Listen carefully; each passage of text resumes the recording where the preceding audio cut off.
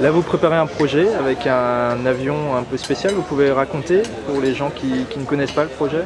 C'est le projet Solar Impulse, qui est un projet d'avion à propulsion solaire capable de voler jour et nuit sans aucun carburant.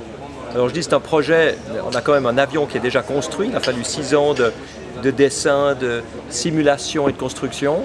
Il faut s'imaginer un avion de 64 mètres d'envergure, donc une envergure immense, pour un poids de 1600 kg, c'est-à-dire le poids d'une voiture. Et cet avion doit voler avec une moyenne d'énergie sur un jour et une nuit, l'équivalent d'un gros sapin de Noël.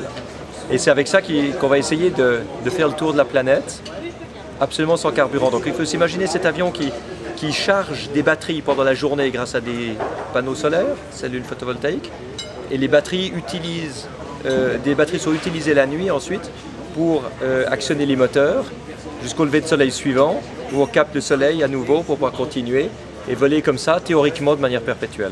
Qu'est-ce que vous voulez prouver avec cet avion? On aimerait prouver que les énergies renouvelables et les économies d'énergie grâce à toutes les nouvelles technologies permettent de se passer d'une grande quantité d'énergie fossile déjà aujourd'hui.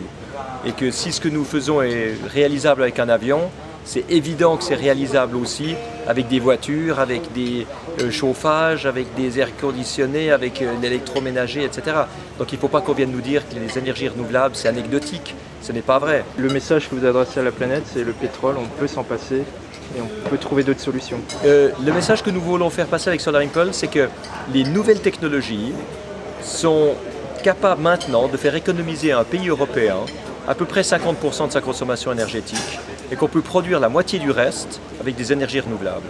Souvent, on a opposé l'écologie et l'économie et que maintenant, dans la période de crise financière qui agite le monde, la meilleure manière de sortir de la crise, c'est de donner du travail à la population pour isoler les bâtiments, pour changer les systèmes de chauffage, pour construire des infrastructures renouvelables et durables.